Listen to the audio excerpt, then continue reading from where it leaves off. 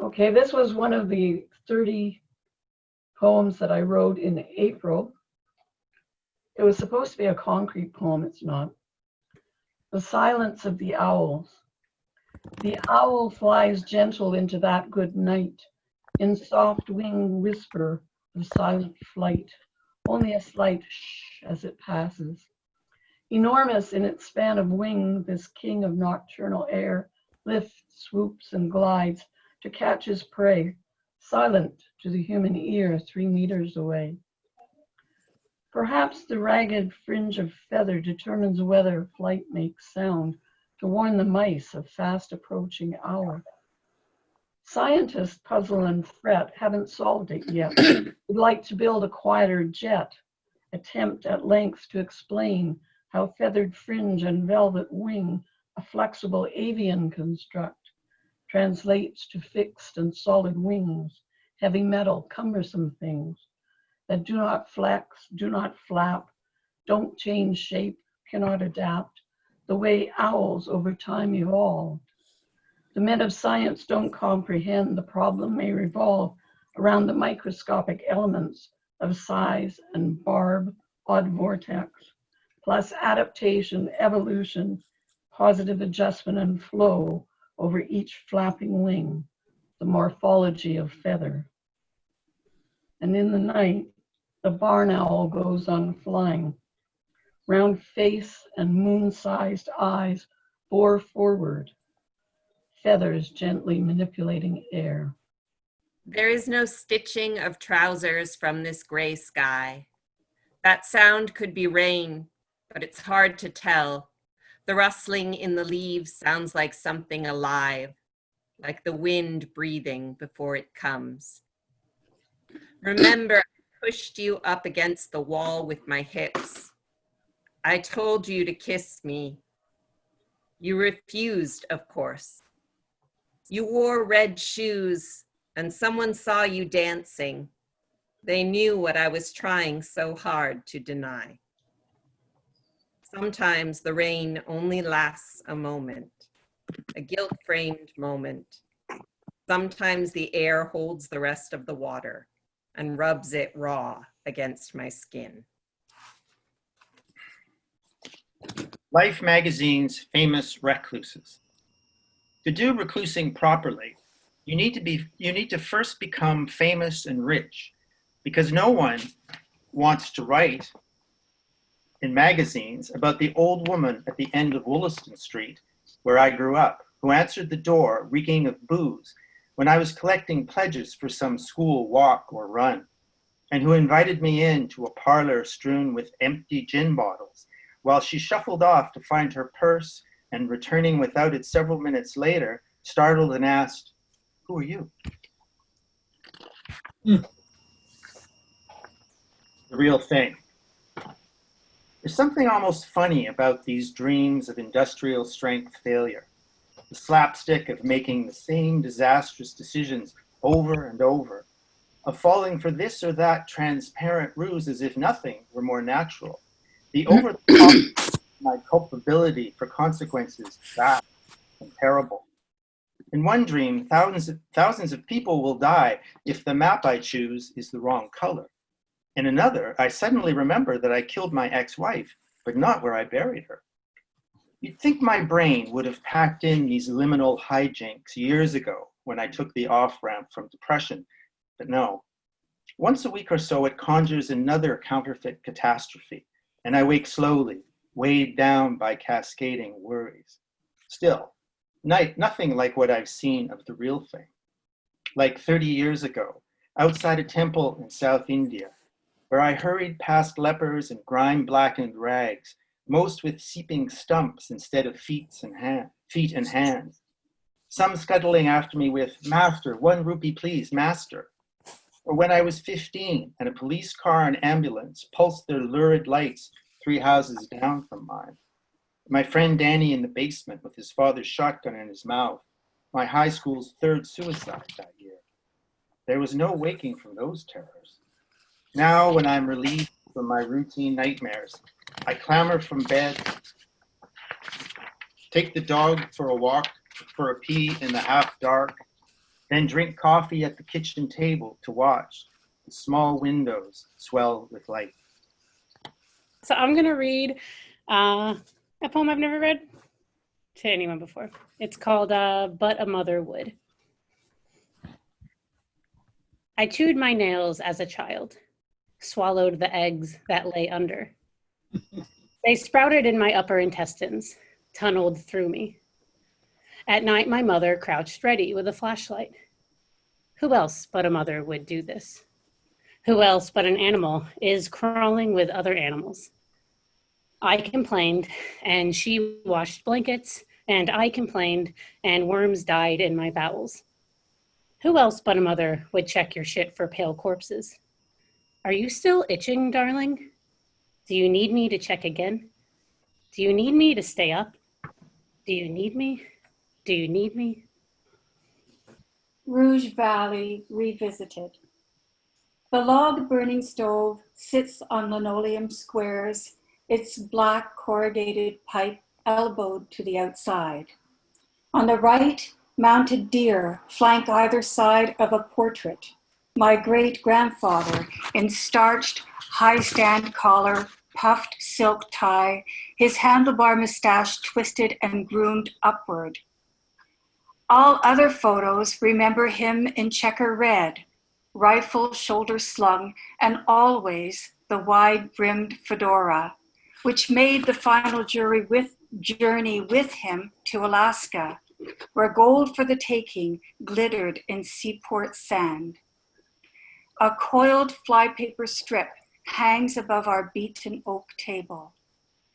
I am 9, my cousin 10. My uncle, sleeves rolled above the elbow, spreads sheets of newspaper, teaches us how to gut and debone rainbow river trout, fry them belly down in salted butter till they fan out, tender, crisp-skinned at the edges. Cabin ghosts anchor me here, memories, rain barrels sweet. Eggshell mist rises, the sky opens blue, releasing the ache in my throat.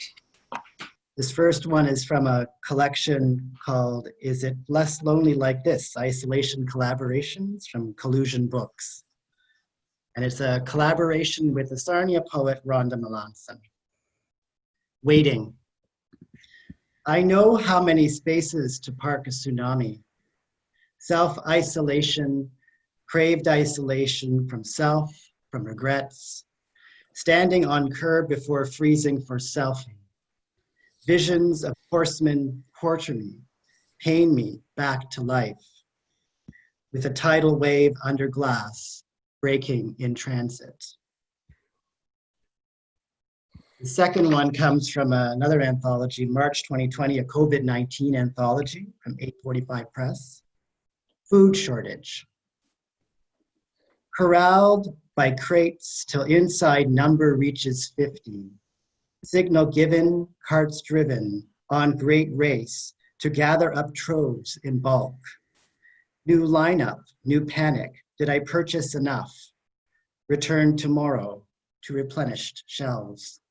And this last one is unpublished. It's called There Are No More Weekends. There are no more weekends when weeks cease to end. Days of the week are forgotten. Monotony only breaks with routine.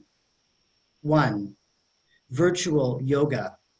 Up dog, down dog, breathe dog, breathe. Perch yourself as a crow. 2. Flex time for life balance. Now prevent company collapse. High price for the valued employee. 3. Grocery store runs take extra laps. Distant runners keep 6 feet apart. 4. Social media, only source for real news. New numbered deaths, new numbered days until normal. 5. Long walks, social distancing, deep inside woods. Chickadees chirp without care. Heed the wisdom of birds. Take flight from new cages. Read old books on aged shelves. Remember rest on the Sabbath. But there are no more weekends. When weeks cease to end, days of the week are forgotten. Monotony only breaks with routine. The spring is marked by the early dawn and kids who haste to go out to play. Joggers hustle in the beaming sun as they race to improve their shape. Now winter is gone and it's summer's turn.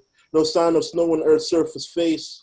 Grassy lawns becomes the norm. The dust consumes at a later rate. Once frozen weather becomes nice and warm. Once grim is staged, now a joyful phase. I stand convinced in a similar way. Our souls will face a brighter day. When it enters heaven's gate, our flesh decayed in our coffin's grave. As just we return to our first estate, our faith in God has not been displaced. To help the lame was not in vain. To tame our beast, not to our gain. To choose to love instead of hate is not a source of glorious praise. From repentant sins, no ounce of blame. I'll pack with truth, not reaping fame. Christ's blessings pouring just like the rain. But now no need to toil the strain. Restraint from lust is now a plus. Saint seeing why in God we trust. Our sacrifice treasures in our earthly days, like the money and time we freely gave, is now recovered in heaven's dust. Now to all who've yet to choose a side between good or evil in their mortal ride, I urge you now to live for Christ, because he is the source of bliss and light. Help cure the world of its current pain by living your life for Christ's moral aim, which is to love our God with all our might and do unto others what we know is right. So when we reach eternal heights, our present hurt feeling like a curse will be so we appreciate heaven's worth. So when we reach eternal heights, our present hurt feeling like a curse will be so we appreciate heaven's worth. Mm-hmm. It's called Beginning. I entered this world through a different door than my mother had planned. Whispering voices charged the air, heavy with expectation, worn with worry, as I lay still in the murky comfort of her womb. Then, harsh light, cold air, I wailed in discomfort, indignant to be emerging on someone else's timeline. The second one is called Frostbite, which is hard to imagine today.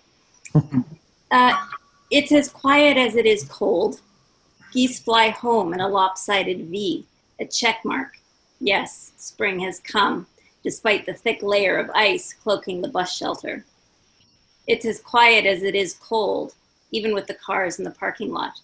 Windshield wipers flap back and forth ineffectively over rough ice they could merely caress. Engines turn over and over until they catch, the wind pushing their rumbles out of hearing's way, and one vehicle after another slips out slyly, as if they had a secret they knew you knew. It's as cold as it is quiet, and my breath warms my hands for a short second before they turn cold once again, clammy in the freezing air, then fumbling in my pocket for my fare. It's as cold as it is quiet, and my thoughts are numb, like my fingers. This first one is called On Intersubjectivity. The foolable ear is the ear that truly hears. If the year ends with beers and days of sneers at the cheers, and if the world ends in arrears to all fears, and if a word smear is quite clear, then you know you don't hear, but your ear perceives. And then I'll read just one short one. The behind me, I think you can see here, let me check the zoom. Yeah, so behind me you see a pear tree. It is no longer blossoming, but it was blossoming like 2 days ago. And I've lived in this house for a while, and I've probably written 300 poems about this tree, but here's one that I wrote the other day that I actually like, the first one. It's called To a Blossoming Pear Tree, which is a stolen title. A tree's flowers seem out of its nature. When a tree flowers, I'm like, I forgot you have that in you, tree. Tree, you are a big leafy thing, and one branch of you could crush me. And here is this delicate density of silk. It is an ekphrastic poem about the work of an American contemporary painter named Kara Walker. If you're unfamiliar with her work, Kara Walker is a printmaker, silhouettist, installation artist, and filmmaker who is best known for her room-sized tableau of black cut paper silhouettes. So this is called Affliction America for Kara Walker. Step into my breath-caught world of southern antebellum and paper-cut black, white shadowed. Epic scales steeped in blood, rust, history. Quiet walls, what do you hide in your hollows? Deep Mississippi, who have you drowned in your depths? Water swirls, beautiful catastrophe, savage, bestial, old glory. So I am going to read a poem that features probably the most hated word in all of Canadian poetry right now, and that word is octothorpe. Because I missed the deadline for the CV2 two-day poem competition, and I wrote the poem anyway. And the 10 words that they gave us this year just happened to suggest to me some memories from my family. The only thing that you really need to know about it is it references a Jeffrey Eugenides novel that probably would shock very, very conservative grandparents. So I'll just start. Married Doctors of the Golden Age. From the angle of my seat at my mother's favorite restaurant, I can see the busboy scrape remains of a dish into the bin before the chef can notice. Complicit in hiding a fraught conversation, I drop the Eugenides paperback into my bag, partly under the crowded table, shivering with glass. What are you reading? My stepfather asks. I run through a list of things not to say, settle for, well, there's a woman from Greece who keeps parakeets. My mother anoints the freshly baked bread in oil and vinegar as she responds, we used to keep caged canaries in Egypt and awake to their singing each morning. We don't brag about animal cruelty, I want to say, roll my eyes. Everything's done different these days. The seafood platter comes and goes with the eggplant parm we auditioned for my sister's wedding, yet unconceived. And stepdad asks, why are you taking pictures of food? Hashtag family, hashtag feast, hashtag pasta lethargy. Do you know this thing is called octothorpe? He asks, betting I don't, like daring me to explain the etymology of the word justice in law school, conspiring with laughter for my quick Justinian Code reply. So where they held their wedding feast, mother will one day refuse to return here when the owner's son, so pleasant, so present, pleads guilty to outmoded gangsterism. Who knows what else he might be bootlegging, she snorts and asks for the provenance of her scallops, as her impatient hands, corded with muscle, use the Rubenesque back of a butter knife to rend the carapace of steaming lobsters when the claw crackers fail to appear. Now retired, they spend their days in the yard studying peristeronic affairs, tutting me regarding the plight of Arab pigeons, stuffed and roasted, believing their cedars full of mourning doves, too paired and pitiful to eat. And that's it. And points if you can tell me which Ottawa restaurant that was set in.